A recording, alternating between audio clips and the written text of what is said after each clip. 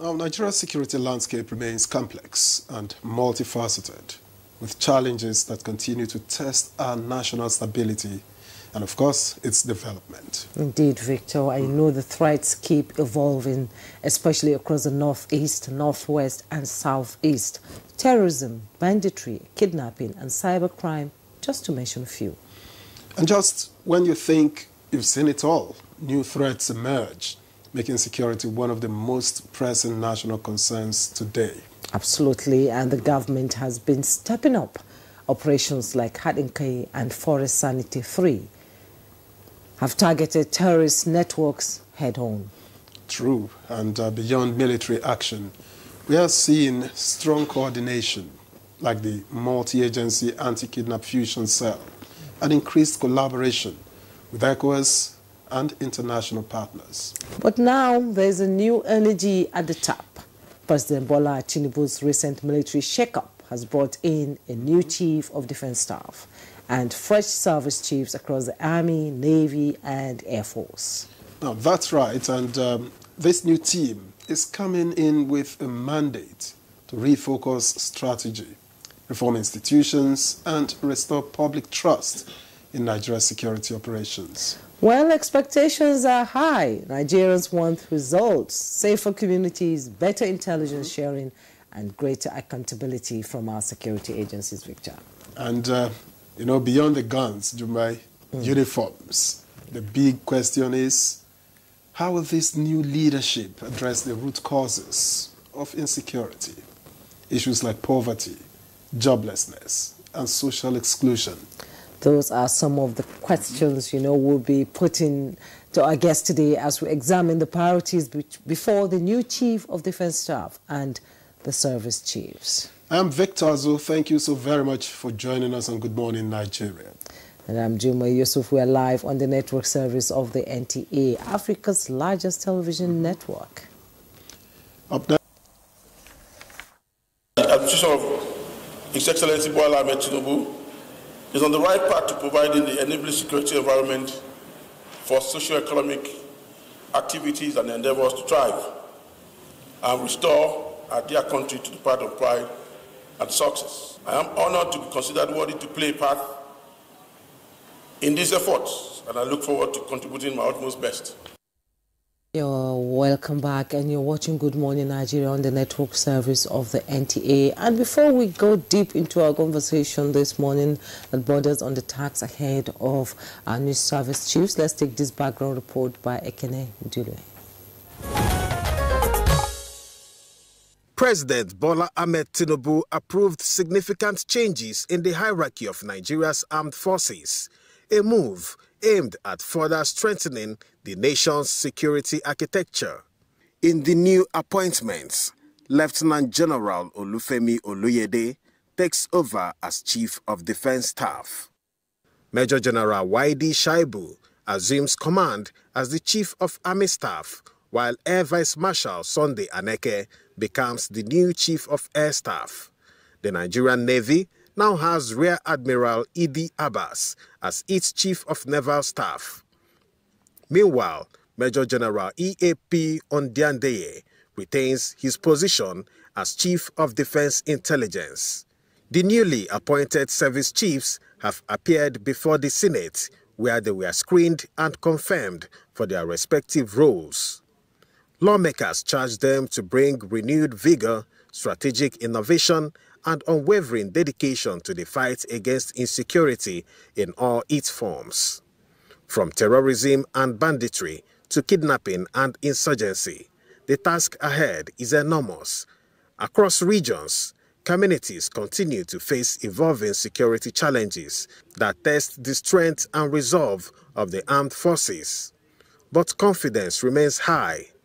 These new service chiefs bring with them years of tested leadership, operational experience, and a deep understanding of Nigeria's complex security landscape. The nomination of Lieutenant General Olufemi Oluyede as Chief of Defense Staff is hereby confirmed for the Armed Forces of the Federal Republic of Nigeria. As they assume command, expectations are clear: deliver results, restore peace, and reaffirm the trust of Nigerians in the capability and commitment of their armed forces. The nation watches and hopes as this new team steps forward to write the next chapter in Nigeria's fight for security and stability. Today on Good Morning Nigeria, security experts seated in our studio will be speaking on the task ahead of the new Chief of Defense Staff and Service Chiefs. All right, many thanks, Ikenendule, for that background report, and joining us here in the studio to discuss the task ahead of the CDS and Service Chiefs. Let me make welcome Wing Commander Musa Salman, retired, PhD, Security and Development Experts. Welcome to Good Morning Nigeria. Good morning. Thank you. Thank you for having me. All right, let me also welcome Professor Hiz Odije Bataku, who is a behavioral change and regimental effectiveness consultant. She also consults on non-kinetic interventions. It's a pleasure to welcome you to Good Morning Nigeria. Thank you. Good morning. And also joining us here in the studio is another regular on the program, Patrick Ababu, President, CEO, Security Watch Africa Initiatives. Thank you so much for having me. Thank you for joining us. Good and morning. From our Jos studio, we're being joined by Major Gabriel Aduofiko, retired, MD, CEO, Damex Consultants Limited, Development and Security Consultant, one-time Secretary General, retired Army, Navy and Air Force Officers Association, and consultant on integrated community development initiatives under the UNSDP programs in several states in Nigeria, Ghana and Sierra Leone. He's joining us from our Jos studio. Thanks for joining us.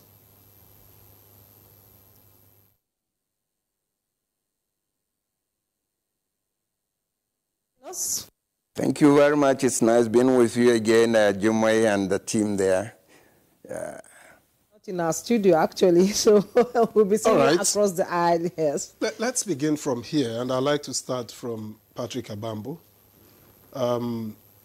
In your experience monitoring security situations across Africa, given that experience, what would you say is the most important task ahead of the new CDS and Service Chiefs at the moment?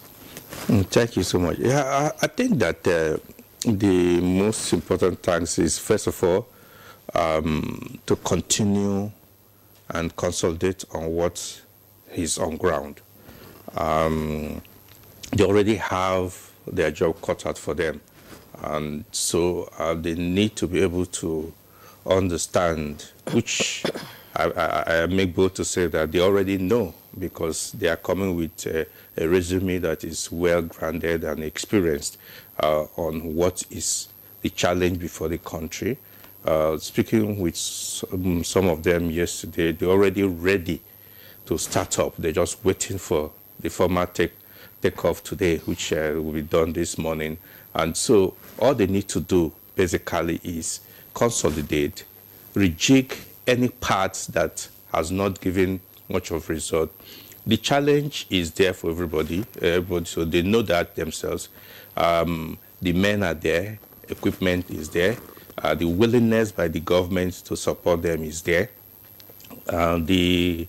Just again to buy in the communities, that is the next thing, because today, as we speak, there are still some who believe that the security challenge in the country is for the government. They are not, some citizens believe it's not for the citizen to handle. So there's need for them to also buy in the people to be part of the move, because it has to be a whole of society approach. Without which, no success can be achieved. Then continue with the reform in terms of, I'm happy that Professor Hiz is there, issue about behavioral, the attitude of some of the soldiers. Mm-hmm. The officers, I could say, are much better, but the soldiers, some of them, due to the challenging situation in the country, is affecting them in carrying out the duty they are supposed to do. So consolidate with what is on ground. Don't tinker much with it because it's already set up. The agenda is there. Then buy in the people, the communities, and the people, get their confidence. Then make sure that the people, the soldiers particularly, the airmen and the seamen, that they all understand and work together with the programs that are laid out. Okay, thank you so much for your opening comment there. Let's bring in Wing Commander Musa Salmanu, retired, into this conversation. You know, President Tinubu's decision to remove and replace and appoint new service chiefs generated a lot of discussions. It was a shock wave, you know. People were getting, you know, the news was just coming in and people were saying they've been removed, they're still there. So it was a shock. Some of them were still in office. So from your perspective, what message is the president sending with this reshuffle? That's my first question. The second one is, how significant is this change in Nigeria's security architecture at this point in time? Well, thank you. So the message is clear. I'm the commander-in-chief, and I think in one of the responses it was clear.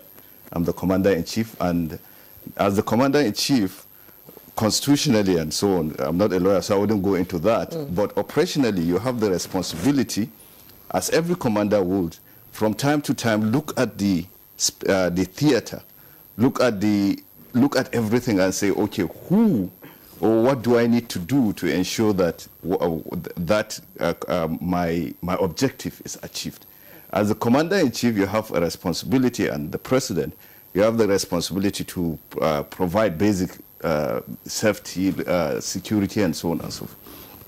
So it's important that from time to time, you look into what every of your appointee, amongst them are the security chiefs, to see how they are doing, how they are performing, not necessarily because they are doing bad, but because you want a redirection or something, so you could change.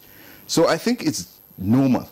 After all, in the harmonized terms and conditions of service, even though it has an open-ended, but in the first instance is 2 years, so they have passed the normal 2 years. They were just on an extra years and so on. So I see it as a normal thing.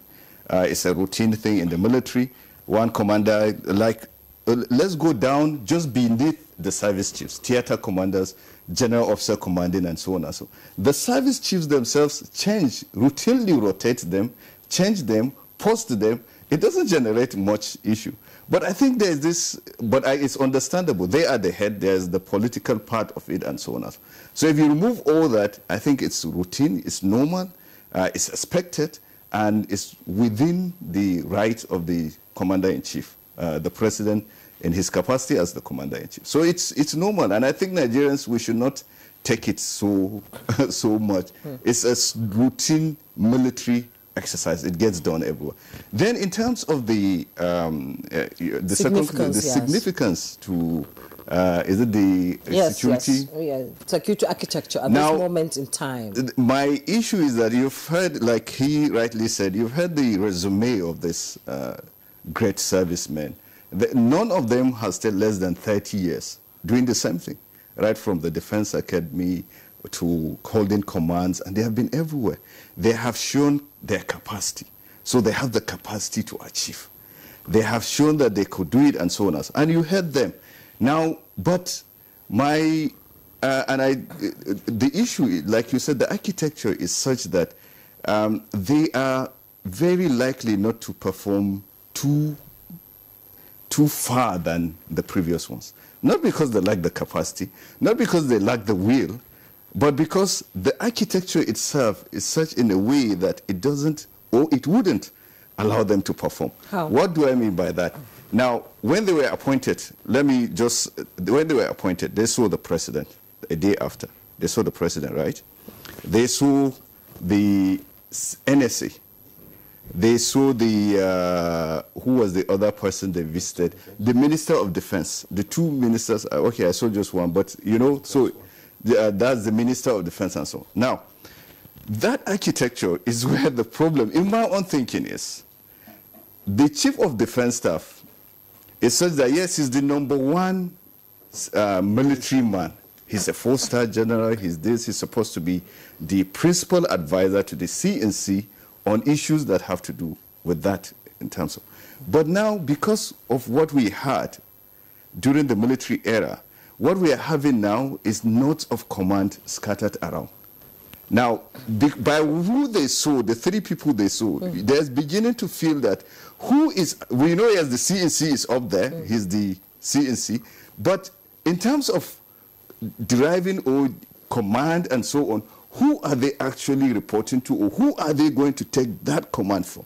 And is it one person? There's what is called unity of command, or there's centralization of command or operations itself, and decentralization of executions. Now, if the president wants to give his commands, say, this is what I want, this is how I want the theater to be coordinated and so on, he is talking to 3, if not more people at the same time that have almost concurrent power. Yes, I know that there is the CDS, but in reality, that have concurrent power. He talks and comes and says, I want ABC. The man, the chief of army staff, has an idea how, using the army, he's going to achieve that. The chief of naval staff, the chief of air staff, and including the chief of defense staff himself. Now, when they get out of that room to kind of compare notes and so on, everybody is coming with a different idea on how to achieve that. Of course, these ideas could be shaped by their service. You know, if you're in the army, if you're in the navy, so the thinking would be, you'll be that. So now, we now tell them that at the end of the day, CDS, put them together, ensure synergy. Now, that's not bad, but the problem with what we have on the ground is that when you do that, everybody has an idea of how he's going to achieve that. Now, so what, in my thinking, should... so you find out that there are chiefs, everybody is not of command everywhere. When they go, maybe they are going with, excuse me, they are going with the NSA. The NSA also has an idea of how he thinks that should be achieved. The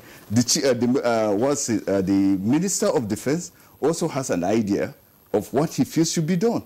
So you're having 3 to 4 people thinking, all of them, to be fair to all of them, want to achieve this objective, Mr. President's objective. So who unifies all of these? So who is going to unify all of this?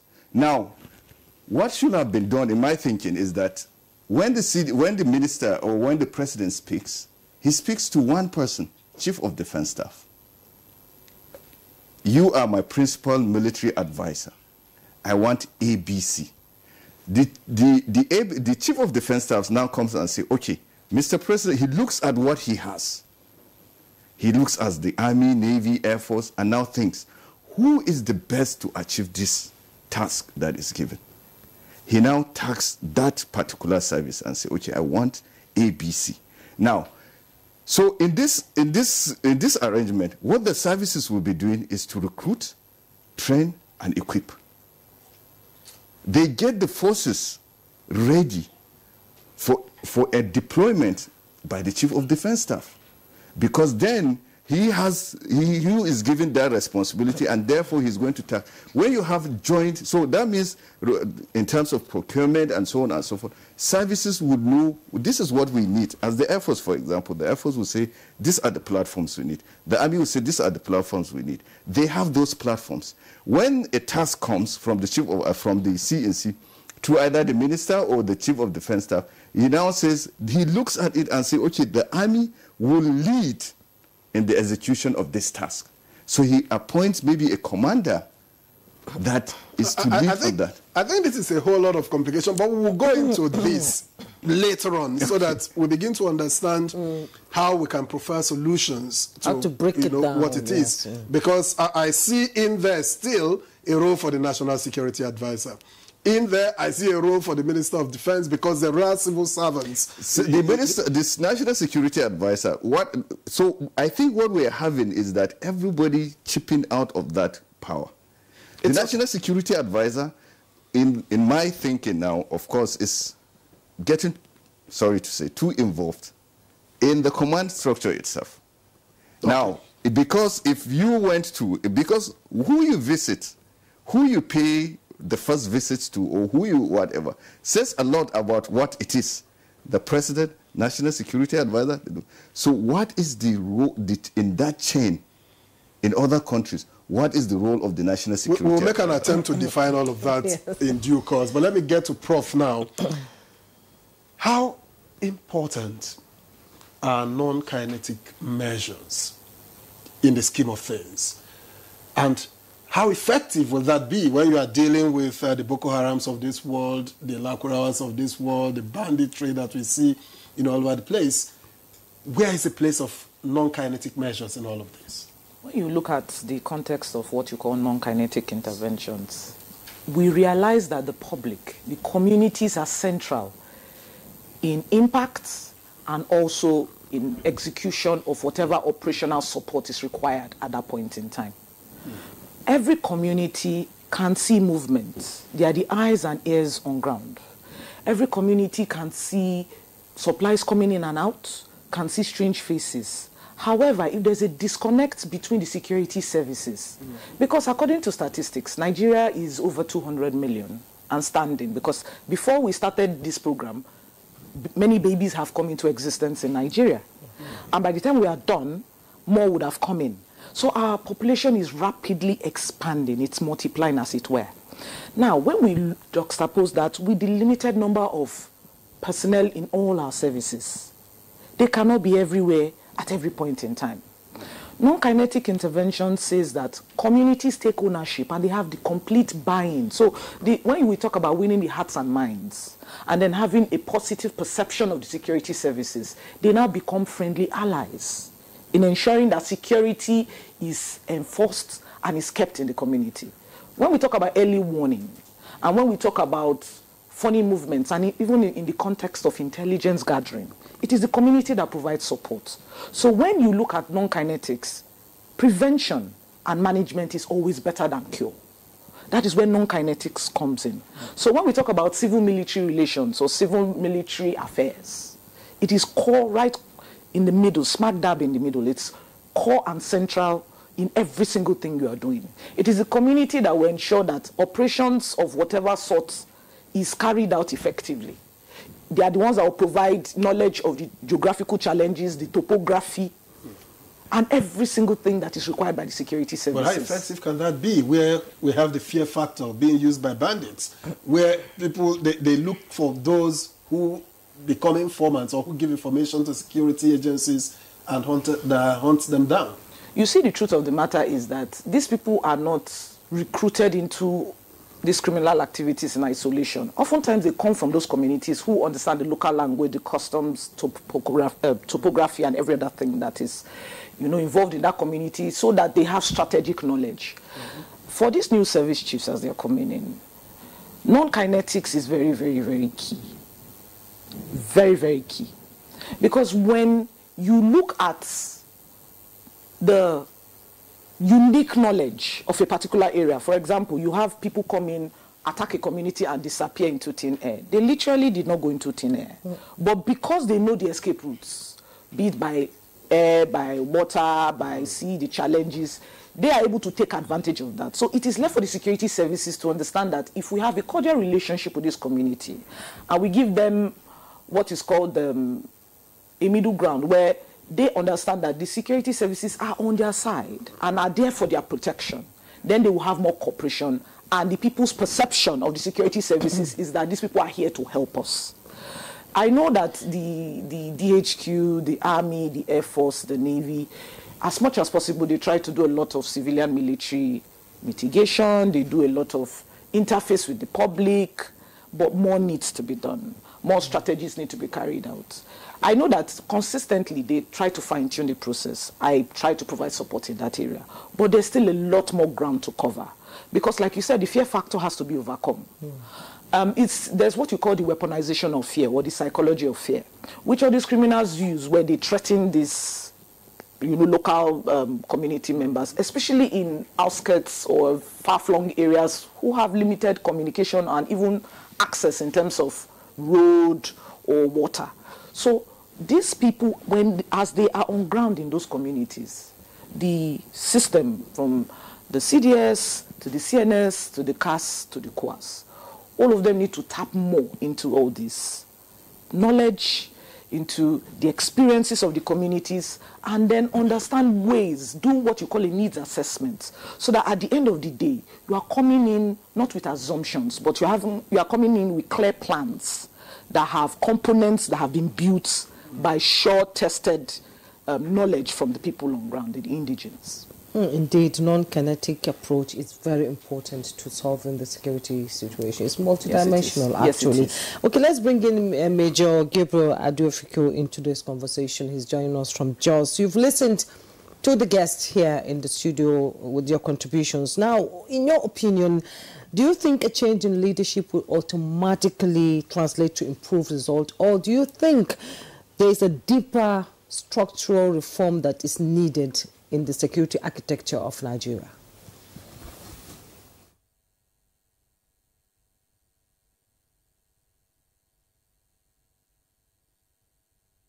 Thank you very much. First, permit me to say this, that I'm not sounding patronizing, but permit me to appreciate the team that has just left the stage. That's General Musa and his team. They've done very well within the ambit, within the provisions of the capacity available to them. And I can tell you from the field that the society appreciates their efforts. Secondly, I want to mention here that it's like we are yet to get out of this trap. Whenever there is a transition in the armed forces from one set of leadership to the other, you hear languages like has been removed. You hear languages have been sacked. You see, you don't give a negative connotation to something that is positive, that is real. Those of you, particularly my wing commander there in sitting with you, he will understand what I'm saying. If you are a pilot and you continue flying, there is a certain limit after which, if you are subjected to continue flying because you are available, you may get war weary. So too with the other armed services in the armed forces. But I think the point is this. Because this team that has just left has left a stage that we have more expectations. More expectations, not from the fact that they did not perform, but that they are taking us where we want to be, and we are anxious. I think that's the right word. The society is anxious to see a push. This team that has come is a formidable team.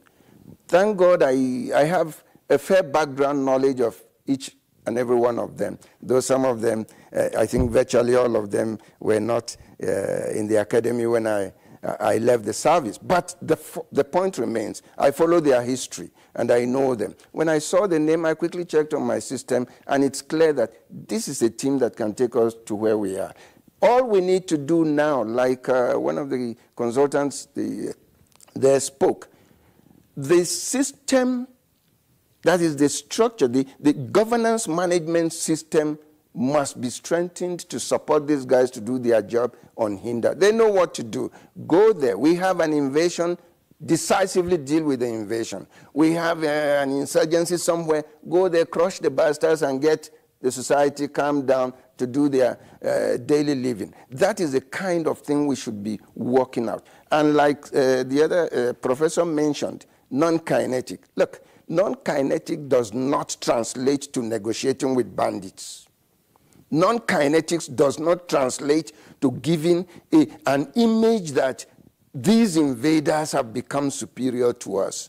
Non-kinetic does not translate to mean, I beg, take them easy. No. There is no take them easy in it when somebody has come to kill, to destroy, and to maim your citizens. What you do, you take decisive actions to crush them. And I think that should be the message which I know must have been passed across to these young men by the CNC. Go out there, check your system. Thank God, in his statement, I listened to the new Chief of Defense Staff, General Louis, whom I know is a very serious combat officer. He said it while talking to the Senate. He said they will need the necessary wherewithals, if I could paraphrase, to get this job done. Therefore, what we should be saying now is mobilizing everything necessary to give these guys the support, to crush these elements, and then let us sit down to politicking after that. That is my little take for now. The assignment is clear-cut. These guys are set. They are capable. They are competent. They will do the job. But we need to give them the necessary strength, particularly in the development of their various platforms, to carry out the job. I know what I'm talking about. Somebody mentioned drones. What if you set out your drones and the drones go there and do your aerial, technologically based surveillance, and you don't have the manpower or you don't have the logistics capability to follow it up with the necessary action? Your drones will be a waste. That is something else for some other discussions. But for now, these guys know their jobs. Let us support them in whatever way. Encourage them. Go back to our various communities. Tell them the new guys are not, they are not angels from anywhere. They are your boys who have also grown, and they are competent, they are ready. We give them the necessary local support. Yes, information is necessary at the grassroots level. Look, let me state this loud and clear here. Most military men know more about the geography of this country than the rest of us, because in their practice and training, it is man to earth. You mind to earth. I think that's the language. Mind to earth. So they know it. But what we need is the support they should have. And this support, like was mentioned earlier, would come with our total, involvement in the security. Permit me also to mention here that when you are talking about security, you are not just talking about the combat aspect of life. You are also talking about the survival aspect of life. There is the food element, there is the economic element, there is the social element. When you put all this together, then you get a concise security management system. So please, once again, I want to say these boys are good. Let us remove any negative connotations of removal, replaced. No. They have come to continue where their predecessors had stopped. And that is the way this thing would go. Major Dofiku, thank you very much. We are not replacing you yet. We'll just come here and return to you subsequently. But let's remind our viewers that we are expecting your messages. Keep them short, keep them simple, with your name and where you're writing them from, so that we can take as many as are possible. Thank you very much. Let me get back to Patrick Abambo. Now, public trust in the military is a bit fragile. What do you think that this new leadership can do or should do to regain public trust, at least improve it? Okay. Now I think first we need to understand where what made it fragile. First is the years of military rule. That's a long time ago. Which is a long time ago. But some people still have the hangover, I should use the word, that these people have just come to plunder, to kill, to do a lot of things, and not caring even if anybody is hurt or not. So people still have this them and we factor. So it's a big problem for the military themselves, even though over time they have tried to show that they're actually Nigerians and they feel the situation, they are part of the whole system. So, but still, some people still hold back. Then secondly, it's, a lot of Nigerians still consider issue of political leaning, ethnic leaning, religious leaning in their thinkings and their actions most of the time. And I can tell you that some people believe that if now is the President Tinubu that appointed the services, so these people are working for him. If I'm not in a political class with him, if I'm not in the same political party, I must not support them so that he will not succeed. They still have that holdback. Some believe that, oh, where are they from? Where is this person from? No, I should not. So they still have all these things. But over time, working with the military, I can tell you that they have shown that, no, we are working for Nigeria. We are not particularly, yes, the president is the commander-in-chief, but we are working for Nigerians, because that is why names matters a lot. In all the services, you see Nigerian army, Nigerian, because they are Nigerians and they're for Nigeria. So they want to let people know that we are for you. But a little bit again, they feel that government failure to meet their aspiration also translate to the security agencies' failure. They would rather want to hobnob or cooperate with the enemies of the society for one reason or the other, for either because of monetary values or whatever, or sentiment, than even work with the security forces, both the military and the other security paramilitary agencies, to the extent that some are beginning to even form their militia groups. Ethnic militia groups are clustered in nearly all parts of the country, creating more problem. What they need to do really is, with all this, which I know, because I know that these people we have, drawing from the experience they have, they will understand this challenge. What they need to do is get closer more to the people through the non-kinetic approach. Also encouraging government. I went to a community that it's not from the city, it's not more than 20 kilometers. And it took us almost 2 hours plus to get there.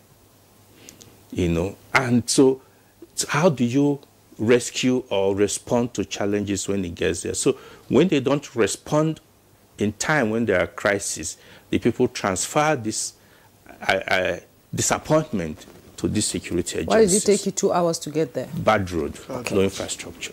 Vehicles cannot even easily access all these areas. So there have been a lot of overtime neglects. She mentioned about remote areas. We talk about security in the cities and metropolitan areas, but you need to visit, which like I did in the last 2 months, visiting some very remote areas in the country, and I can tell you that it's as if those are different. They are not living in Nigeria because they have not had the impact of government felt in any way. The only closest people they have is these bandits and these terrorists, and they offer them what they could consider as succor. I've seen one of the commanders, try to tell them, yes, they may give you water today, but tomorrow they are taking your blood from you. So you rather choose. Now we know government will try as much as possible, whatever we have, give them. Some commanders had to provide some basic necessity for these people to survive. That is as much as they are doing, and that is not supposed to be their responsibility. But just to be able to make sure that their work is successful, because just like she pointed out, we all agreed that you cannot work in isolation. You need the people. So they are gradually trying to build up. We went to a community, wanted to speak with some people, but they are not ready to talk with us. They would rather want to talk with criminals if they have this thing. They are not ready. But there was a place we went to, because over time they have been neglected, but now they are seeing the military coming to provide support for them. They are ready. They're embracing everybody now. So gradually it's happening. Over time, the neglect has been there. With time, gradually, with since the various department services set up the civil military departments and relations, things are beginning to get improved a little bit. And there's one thing that some of the services have also done by saying if you have, for instance, Major General and its equivalent in most services from a community, we are going to make an impact in that your community, so that the people will feel that, yes, we are proud that our son is in this service. It's beginning to have positive impact also. So gradually, so communities are, our own son must become this so that we can benefit from this. So it's beginning to create that aspiration that we must be part of the military service through our sons and our daughters, so that things will get better. We'll get this test of these beautiful infrastructures that are coming in. So these are the things they are doing. They should sustain it, but they need the political support. They need everything. He mentioned one point that is very, very clear. Political intervention in some issues have affected their activities also. Then the bureaucracy, do you understand, a lot of things that needs to actually be defined, because there are some countries, when you was talking, I can tell you some countries that listen, the Chief of Defense Staff reports directly to Mr. President. because he's a commander-in-chief. And it doesn't have to go through most of the bureaucratic situation we have in this country. You know, so he hears from him directly. So what would be the role, for instance, I asked earlier, in this circumstance, what would be the role for the National Security Advisor and then the Minister of Defense? National Security Advisor advises the president, who is a special advisor, like other special advisors, on issues of security generally, both human security, physical security, all this. So it's an additional voice to that of the CDS. Do you understand? So all these CDS specialize in the area of the military and the defense of the country. So it's something that we should first of all streamline very effectively. The minister is for the political interventions during the Federal Executive Council meetings and all those issues, administrative areas. But in terms of operations, strategies, and techniques, the Chief of Defense Staff should have direct access and direct interaction and relationship with the Mr. President. Of course, he could delegate, the President could delegate through his advisor to intervene once in a while, but that should be something that we need to look at the structure for them to function ultimately better. For them to function ultimately, that's the key word. Now, Major Adofikun mentioned, technology, which is very, very important in fighting insecurity anywhere in the world.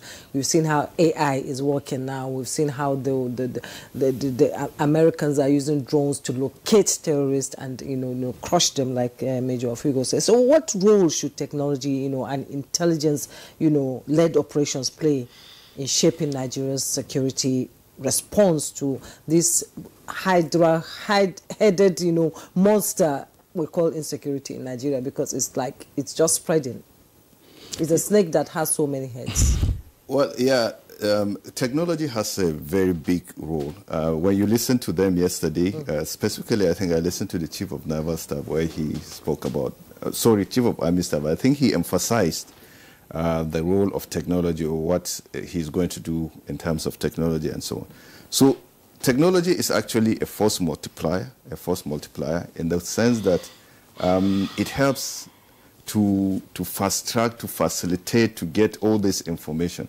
And it's very important, whether the technology is used in terms of gathering information, that's in terms of intelligence, or it's even used as platform in response for kinetic means and so on and so forth. Or it does wonders. Now, technology in itself is not enough. Now, you have to look for the person behind the technology. That's now what brings about the issue of training, retraining, and so on in the use of that technology. And also look at if, like, I think, is it you or some Major Luke said, if you get the technology, you get the information, you get the intelligence, your capacity or ability to respond immediately is also very important. Because this target or this information continuously is an evolving, theater. To what is here now is, and that's why you have heard in the past, where when you talk closely to the airmen, and that's those in the Air Force or even in the Army, when there's this collateral damage or when there is this mistaken bombing, you find out that 10 minutes ago, the information was correct, right? The information that got to the pilots or the information that got to the UAV operators was correct. But time changes. Yes, but it's constantly moving. If there, for example, there are not rebels, bandits, that there's hot pursuit, for example. In this minute, this is where they are. In the next minute, they are on motorcycles, for example, and there's hot pursuit. They will have changed locations. The people. So technology is very good and it's very important and we need it, but we need to support technology with other issues. We need to support technology with infrastructure. The ability to, we need to support technology with mobility. We need to support technology with so many other support mechanisms that will ensure that those that are using that technology, the means through which that technology is used is enhanced. That way, technology will be very, very important, will serve its purpose. But technology for technology's sake, I'm afraid it's just going to be the same thing. We're going to get more gadgets, for example. We're going to very expensive, by the way. And the gadgets keeps evolving. Yes, and the gadgets keep evolving. But if we do not improve on the other aspects that make technology to actually deliver, then we will be left in the same space, if not worse. But we can do it, can't we? Now, we can do it, but you see, this is where, when they talk of whole of society, this is where the issue of politicians come in. Now, if you are operating in a state where, like he said, it took them 2 hours to go 20 kilometers, that's an average of 10 kilometers per hour. I mean, you have to be crawling to get there. So the soldiers' mind is not the responsibility, or they will not have the resources to say pave a village road. We heard, for example, the last time there was a time that an Arab got stuck, right, in one of the theaters, and that ensured that when the troops withdrew, the bandits captured and burnt it, and so it was not that there was no malfunction, no nothing. It just got stuck. There was no road there. So the issue, if there's an issue of the winning of hearts and mind, the military has limited resources to do that. It talks about the issue of democracy and the dividends of democracy, which is a political issue.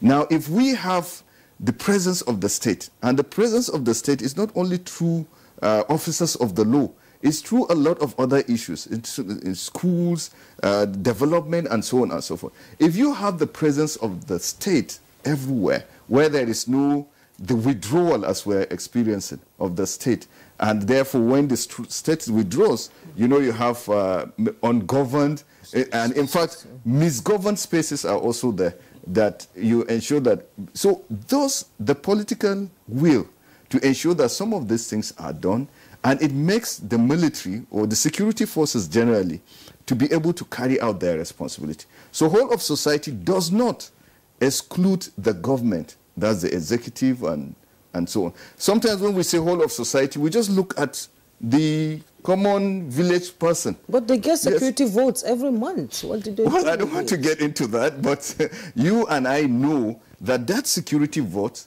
as huge as it is, when they leave power, we hear where it goes to.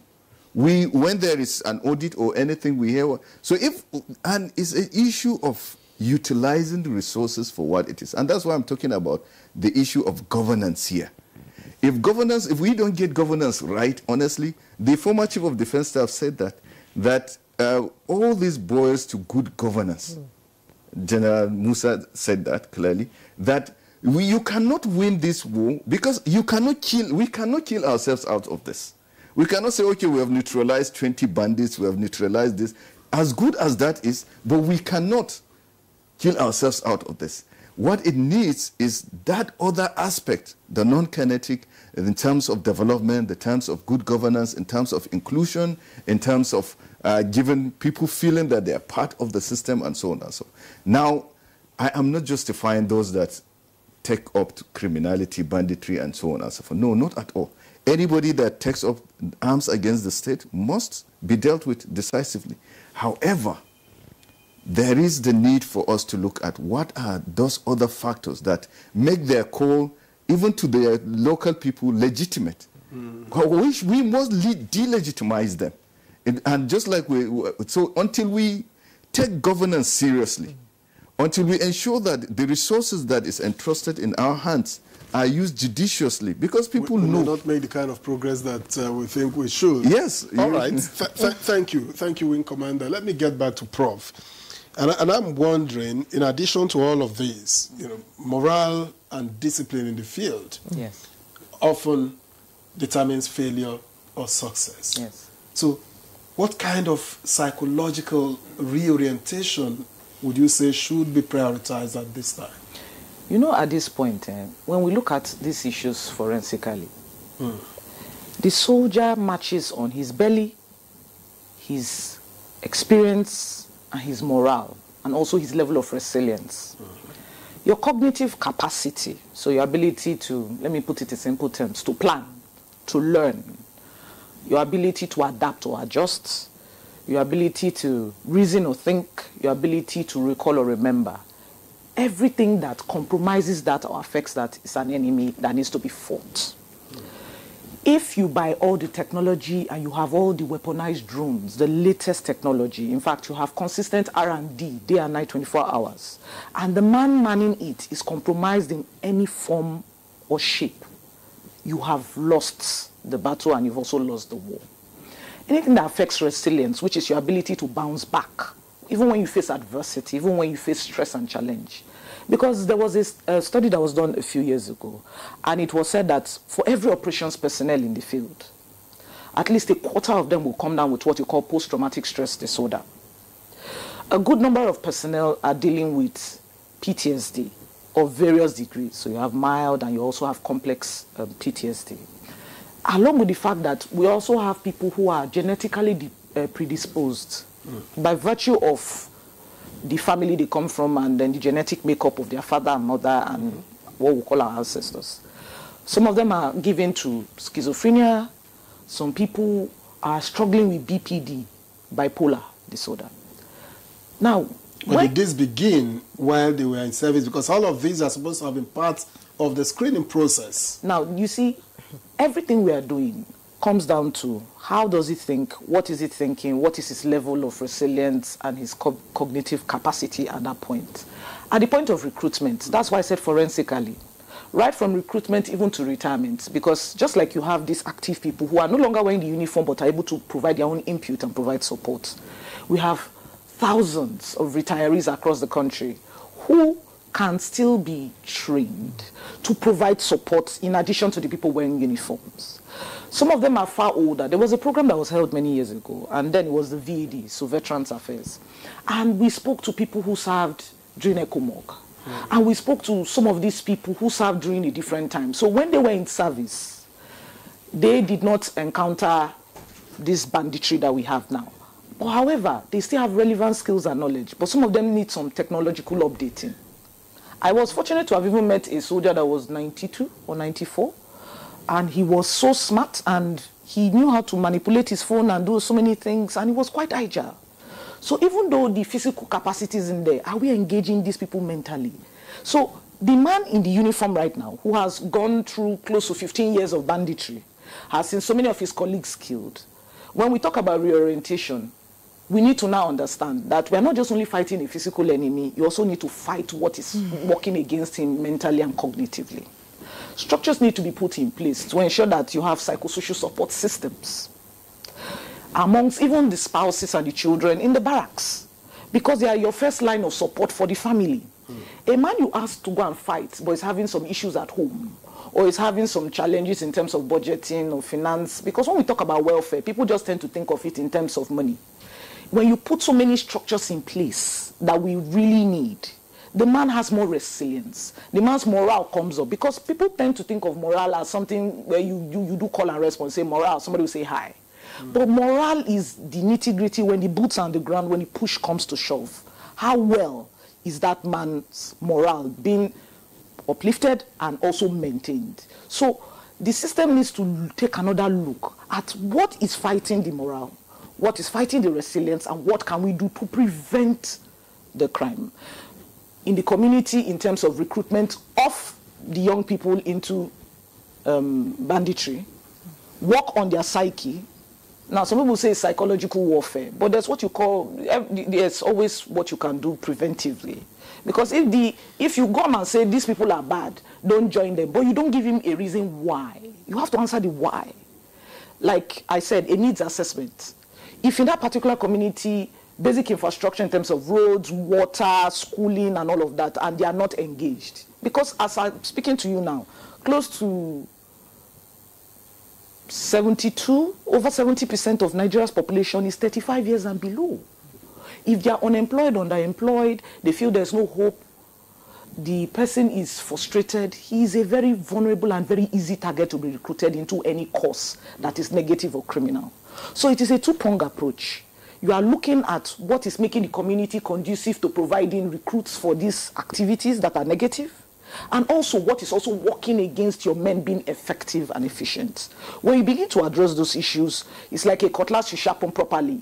You sharpen it twice, it cuts once, rather than continuously trying to prove and push on something that is quite dull. So when you spoke about training and in training, you have to expand the context of what you call welfare and training and begin to say, okay, the enemies we are fighting, apart from the physical people, what are these things that are also fighting their capacity to do their jobs and do it effectively? Right. You know, you've spoken a lot, and post-traumatic disorder, disorder, whatever they call it. For those of us that were in Maiduguri through the Boko Haram, we're not boots on the ground, but I still have, anytime there's a loud noise, it sort of shakes me, and we're still going through the trauma of what happened. Thank you so very much for that. Let's bring in Major Adofiko into this conversation now.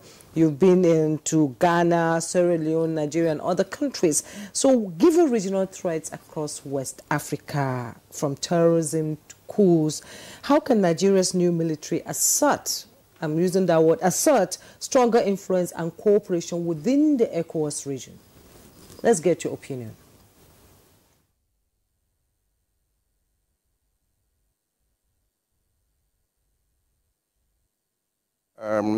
First of all, let me say this.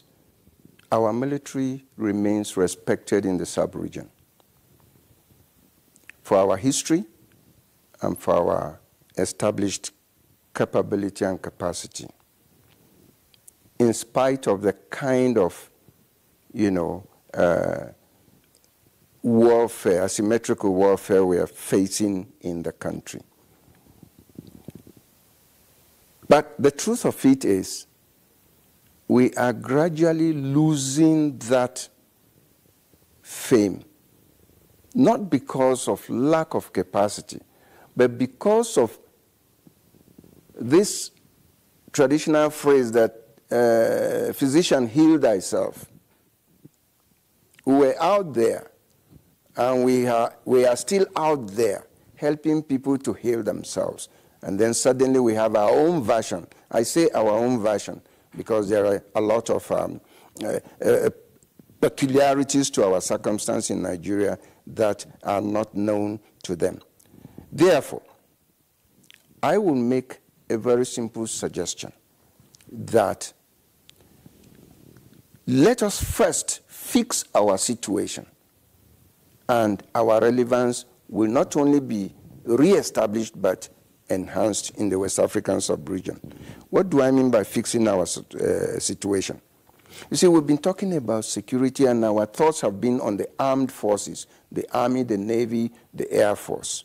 We forget that a strategic aspect of the base plate of our security architecture is the police and the paramilitary organizations. These ones should be made to do their jobs, should be built to do their job. And this takes me back quickly to a historical fact during the Nigerian Civil War in 1967 when it all started. It wasn't difficult for the government then to know that we did not have enough hands in the armed forces. And so they drafted in the police and the paramilitary elements into it, quickly polished them up, and molded them into a fighting force. Today, we are faced with the same two issues. One, the issue of ungovernable land, space, or whatever we call it. This space needs human boots on the ground.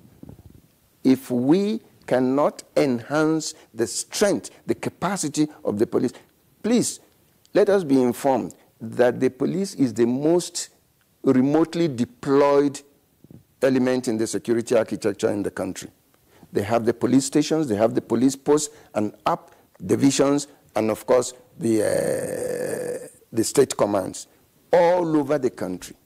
How effective are they in the performance, in the capacity to play their primary role? I'll give you a very typical example. A community was attacked, and that community, a report was quickly sent to the police, the DPO, to please come there. The DPO had only 2 vehicles. One of the vehicles was on an assignment. The second one, he withdrew it, and that second one had no fuel to take him there. The community had to mobilize and buy fuel. I'm not telling you a story, I'm telling you an experience. They had to buy 20,000 naira fuel to be able to move that truck to take the response. By the time they got there, the damage had been done and the elements had gone. These are issues we should begin to look at. Coming to your question, the sub-region, back to my position, let us first fix our base plate, fix our fundamental disposition, our existing position. And that's why I say, look, these young guys who have just put on space now to do the job for us, at the West African sub-regional level, they are very respected. They are very appreciated. They are known. But we must fix our home settings. Physician, let us heal ourselves so that we can continue to talk tough and talk proud. That is it. The 2 elements, 1, ungovernable space, let us quickly occupy those space. There's no point. We are recruiting, there was a recommendation recently, I don't know if it's now an adopted policy, to recruit some forest guards and neighborhood guards and community guards. If these guys are fit and willing to work for the nation, move them in, train them quickly, push them into the armed forces, and let these ungoverned spaces be quickly occupied. We had the experience from the Northeast. The challenge we had there was, yes, the military will come in and deal decisively with the enemy. The enemy will be annihilated and set on the run, as the case might be. But we did not have the capacity to hold those grounds. So I want to appeal that, yes, our regional relevance is still there. Our regional capacity is still there. Our regional understanding is still there in the West African sub-region.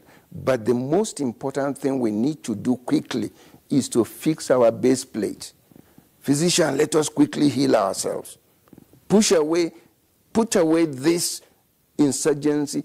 The other day, the state governor came out, he said, oh, he has a new group coming up in his state, whatever is the name.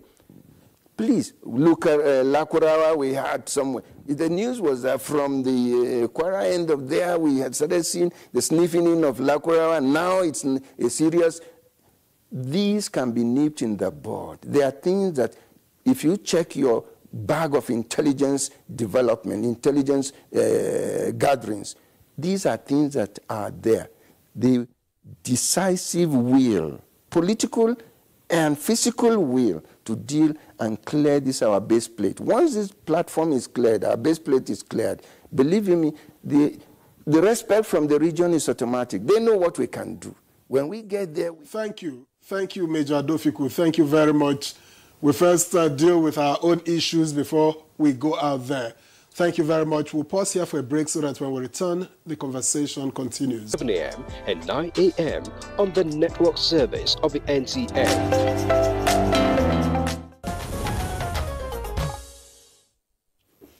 All right, thank you very much for staying with us. This is still Good Morning Nigeria on the network service of the NTA. If you've just joined us, and we are discussing the task before the new Chief of Defense Staff and the service chiefs. But we've got some messages coming in, and we'd like to take them now, just so that we get responses from our guests. And from Ahmed Baba Dikwa from Maiduguri, as I welcome the new service chiefs, he writes, I urge a strategic shift in the Northeast. We must adopt a more offensive posture. This should be powered by the extensive use of drone technology to precisely degrade enemy capabilities before deploying ground troops for effective mopping up operations. This will maximize success and minimize casualties. Okay, thank you. And from Timothy Bawa in Niger State, good morning and God bless you. God bless you too. I suggest we bring in all intelligence networks into security. Informants should be arrested while communicating with bandits. From Joshua Ajav from Makurdi, good morning, Nigeria. I advise use of intelligence technology to acquire information for security. And finally, This one has no name, but reads, the federal government and state governments should look at this whole internal insecurity and safety differently, train our police and equip them to deal with the internal challenges, and let our military guard the borders. Okay, I have some that come in from on my tab too, from Mohammed Awal Musa Afamay Kanu. He said the service chiefs have pledged a comprehensive effort to improve national security. May Allah help them in the course of their duties. Amin summa amin. And Chikedim from Wari Delta State said, with these appointments, Nigerians expect enhanced coordination and strategic leadership in addressing security issues, improved troop welfare, and a more effective defense system. The government's commitment to providing sufficient funding will be crucial in enabling the military to discharge their duties effectively. Chikedim from Wari. And Nandom Web from Jos said, Nigeria has the military might, but when you use politics to begin to dilute the effort of the service chiefs and commanders, then it will still be the same old story. I thank the guests in this discussion. God bless the armed forces and their families. God bless Nigeria. And Emmanuel Joseph Bello from Jos also said, I congratulate the new CDS and service chiefs. They should bring new innovations to fight the enemies of our country. Okay. Maybe we'll take responses, yes. Quick responses, because we are gradually winding up now. Yes. Patrick. Yes, good. Just like they pointed out, two things from the views of the viewers. One is the issue about repeated call for drone, usage of drone, which is technology which we have talked about here. And the other one is expand and strengthening the police. Really, the police aspect cannot be overstretched. Because that is something that is very, very paramount. We need the Nigerian police that will make sure that they do their work. Unfortunately, today is lacking in Nigeria. The police are not doing what they should do. That is why you have this overwhelming pressure on the military. Everyone is looking up to military. When there are issues, even simple issues of domestic affairs, people would rather want to look for the military to come and intervene instead of seeking the alternative, better measures, civil means of doing it. The North East talked about that put a lot of pressure on the military that when they're supposed to be advancing, they can't because they had to protect the gained grounds, and that created a lot of problems, and it's still creating problems today. So the police needs to be a lot of surgical operation, I would suggest, in terms of their capacity. We have personnel in the police who will be ready to do it if the leadership can get it right. Then the drone thing, we can't overstretch. It's become modern. That's what it is now. It is. But just like it has been agreed here, we need personnel who will be able to, who will be physically fit and mentally agile to be able to use them. And look, issue that happened in Tudumbiri and Iran, I can never forget them. Tudumbiri case, the mistaken bombing by the UAV, it's not intentional, but because these people moved and they will continue moving. In Iran, criminals, these terrorists decide to stay within the community after everything has been scrabbled and all that. So these are the things that affects using UAV drones and all that. But we can bind the society to the side of the country, let them know that this is the fight for everybody. It's not just the security agencies. Right. Major, he said, Major made a mention of the porosity of our borders, actually, while you respond to the messages that came in. So what partnerships should Nigeria prioritize to strengthen defense capabilities and counter transnational crime that we see all because of our borders, actually? Well, in terms of the borders, I think long enough there has been identification of the Northeast general area, and that's as part or one of the major sources or routes through which we have this arms and so on. So the multinational joint task force, which Nigeria is very active, in fact, in a way leading, has been doing well in that, but there is need to kind of reinvigorate it and ensure that it's able to achieve, whether it's, to be able to take care of that part of the border. Now, we know, like we've said, that there are agencies that are primarily tasked with those responsibilities. And what we have faced in the past, or a lot of times, is that we keep shifting responsibilities. There's a primary organization that is supposed to handle something. Once it fails, instead of looking at what happens or what can we do to improve that, or consequences even, we just shift it to the next guy available. We keep shifting. So many things have been shifted to the military, to the extent that the military, and I hear a lot we're asking for them to do this, do that. Now, if they concentrate on all that, they will lose sight of their primary responsibility. And I think that is what is happening. A lot of things that should be the structure that should have been handled by other people, we are now heaping that on the military. We have to be careful to ensure that we charge the military with their primary responsibilities and ensure that other institutions, other levels of government, and so on, are doing their own responsibilities. So when we say whole of government, we are holding everybody accountable for what they are supposed to do. When we do that, then it relieves the military of some of those things that are completely secondary, but that in fact help, like she was talking about, in terms of psychosocial. If a man, for example, has his kids going to hospital, knowing that that is taken care of by the Ministry of Health or somewhere, you're not in the theater thinking that if my child or wife or any member of family is sick, I don't have means. If other aspects are taken care of by those responsible sectors of the economy or society, you find out that the military now focuses on what it's doing. Lastly, we can't overemphasize the need for technology, yes, but also the need for numbers. No matter, like I said, technology is a multiplier. You need the numbers. Of boots on ground. That way, that's the only way you can occupy. Because sometimes you need to show presence, you need to occupy, you need to dominate the theater. Lastly, because I don't know if you come back to me here. Yeah. Lastly, I want to also emphasize that for the military to be very effective, and for these service chiefs to achieve with the energy and so on that they're coming for, and the support, you can see the support from every Nigerian. That issue of blow in the line of command has to be looked at, and we have to ensure that if we're having a CDS, then he should be a CDS that is actually in control. The CDS should be the person that deploys.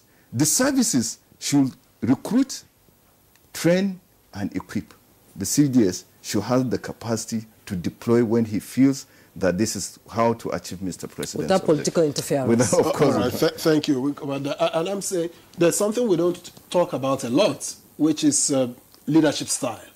How important is this in commanding loyalty in the field and being able to direct operations? Recently, of course, we can't pretend not to have heard, oh, was there a coup attempt, was there not?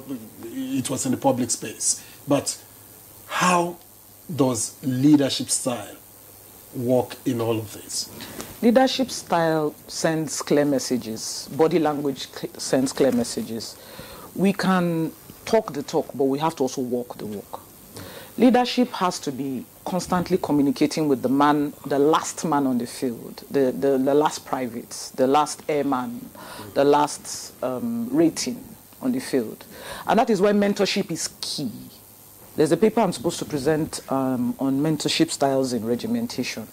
And if you do not have, for example, NCOs, senior NCOs, RSMs not being able to pass the knowledge and experience that they have and impart in these young men, because the truth is that these people we call other ranks are more in number than officers. So if the boots on the ground, as it were, that are doing the job are not inspired correctly to do what they are supposed to do, you will not get the best out of them. We've been talking about other services. Interagency support is key and critical. I will talk about what we call small and light weapons. Where did it pass through? How did it enter? Why is it going around? What is the role of, for example, ensuring that local gun runners are not modifying weapons to carry out dangerous activities? Who is conducting the training on all these things? So it has to be a very big picture, but with small components that has accountability attached to specific agencies. Putting so much pressure on the military, and like he said, we have police presence in 774 local governments. And at the end of the day, you do not ensure that it is a cohesive, strategic, well-coordinated effort with everybody's roles being clearly spelled out. You will have people duplicating functions in one area and another one. Nobody really wants to do that. So you have to work on the psyche, ensure that the people winning hearts and minds, ensuring that there's safety perceptions, because it's a feedback loop. If the man has morale, he does his job well. He does his job well, operations and command is intact. You are able to achieve more results. There's more safety. There's a sense of calm. The community feels more involved. They feel safer. And it becomes that circle that goes. So how do you break that circle? There's a local proverb that says that when you look at a masquerade dancing and you look at it from different corners of the field, you have more insight into what is happening. So I would advise that these new chiefs take a very broad view, a strategic view of the different components that have been underutilized within their systems that they can upgrade. They've been in the system, so they so areas that they have identified. Now they have the power. You know, you've been looking at it as a masquerade watcher from one corner. Now you have shifted. You have shifted to the power. You have that shifted now. So now that you have come in, you now bring in other components. Psychological warfare is key. Yes, indeed, it's key. Now, let's bring in Major Adofiko now for his final comments, and I would like you to talk about what should Nigerians realistically, expect from this new team in the next 1 year, as you round up your contributions. In 2 minutes, please.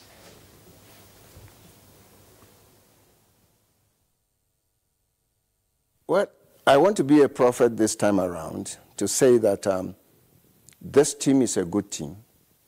This team needs our all support. This team needs, when I say all support, like we've been discussing, right from the ordinary man on the street to the men in the executive, the legislative, and the judicial arms of governments, at all levels. This team, I believe, will deliver, but they should not be distracted. No politicization of any aspect of their professional activities. That is a challenge that we have currently been experiencing in the system. This team is a team that we should all look out for. Like somebody was talking about the nature of leadership and its effectiveness. Looking at their pictures, if I may say this on a lighter note, you will see that these are a bunch of serious guys. They are the kind of fellows that in our airborne days we will say they are good to go. You just open the hatchet and they'll be out there to do the required damage. Again, I fall back to one thing. When I talk about support for them, which has been re-emphasized, thank God, by the rest of us there. Please and please, let the other arms of security arrangements, the police, the immigration, the customs, and everybody, play their roles, be held responsible to play their roles. And once they are held responsible by being adequately equipped, by being adequately supported to play their roles, the military will remain with its primary assignment, and the assignment would always be decisively dealt with as it is. For me, I want to say that from the discussion this morning, I have more hope, because I could see, even at Abuja setting there, you have people who are reasoning, looking through us in the field like mirrors or like prisms of water.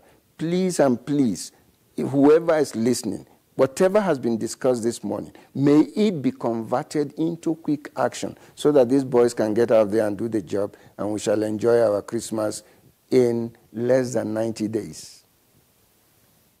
Amen to that. So let's get the, yes, we have like 2 minutes to go. So, okay, I hear it's time. The conversation is getting very, very interesting. And one other thing we need to note is that President Tinubu has, initiated the revamping of the police training school. And I believe by the time that is done, coordination within the agencies will be, out. So let me thank you so much for coming on this program, Mr. Wing Commander Musa Salmanu, retired PhD Secretary, Security and Development Expert. As always, it's been a pleasure having you here. Having me. And Professor Ehis Odiji Okpataku, a behavioral change and regimental effectiveness consultant, as always. I'm meeting you for the first time, and I really appreciate it. She also consults non-kinetic interventions. And she sort of balanced the thing. I like a woman who knows her onions. Congratulations on that. Thank you very much. Patrick Agbumbo, President, CEO, Security Watch Africa Initiatives. Well, thank you so much. And Major Gabriel Adofiku, retired MD CEO, Damex Consultants Limited, Development and Security Consultant, one-time Secretary General, retired Army, Navy and Air Force Officers Association, and consultant on integrated community development initiatives under the UN SDP programs in several states in Nigeria, Ghana and Sierra Leone. Thank you so much, and we wish you a happy Christmas in the next 90 days or so.